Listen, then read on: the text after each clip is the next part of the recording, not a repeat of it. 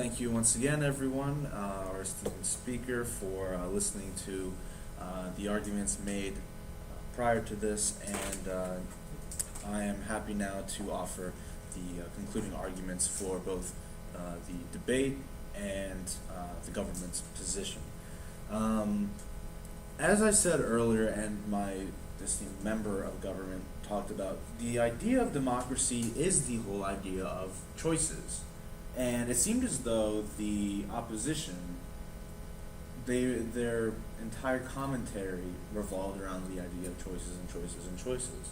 And yet the very soul of the democratic process is the idea of having a choice. And we are not pressuring people to vote. We aren't saying people have to vote. We're not saying people shouldn't vote. What we're saying is that people have to vote, people should never vote. We're saying people should be able to vote, and we think it's a good thing if they do. And we're outlining various reasons why. And go back to our arguments for democracy. We talked about those three arguments. Arguments from history. That eventually, when the will of the people is kept down for long enough, under enough pressure, eventually it's going to crack, and you're going to have a lot of bloodshed and turmoil. Self-governance, the idea of an individual being in control of his own fate, is a remarkable concept in our history. And stability, that democracies are the most stable forms of government that we have.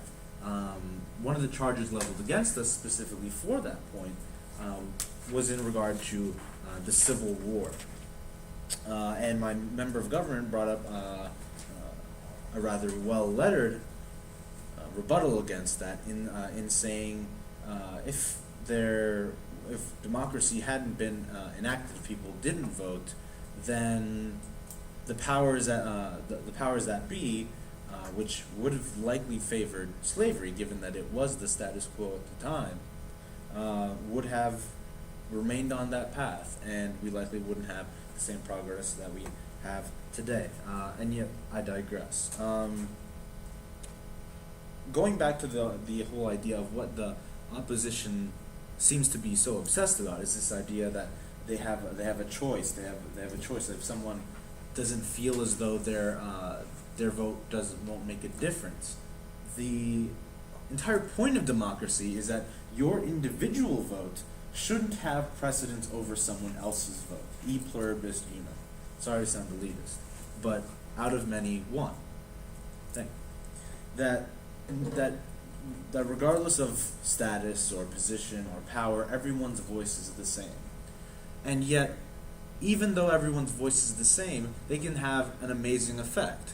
As my member of government elucidated in his arguments, these past few elections in many areas of the country have been very close, being decided by a very, very narrow margin of victory.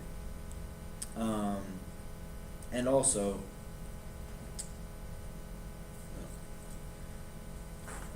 and one of the more egregious points that I thought the opposition made was that you can sacrifice your vote so that someone else can vote. That is, you have the freedom to let others vote for you. What does this even mean? Is this a joke? Thank you. This was said by the member of opposition, that if you want to, you can.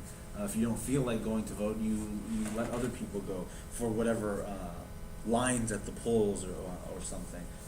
That isn't even relevant to the topic at hand, the idea of lines. It's the idea of whether or not people should vote, whether or not people should have a say in their government. And while I wrap up this argument in the closing 30 to 45 seconds, 30 seconds, I'd like to go back to the whole idea of democracy, that we are very privileged to live in an era and in a place where we do have a say in our government, and the millions and millions and possibly billions of people around the globe now and in days past never had this opportunity to govern where their nation was headed. I consider it one of the most noble acts of civic duty to be that right to vote. And I hope that, Mr. Speaker, you take that into account when making your decision.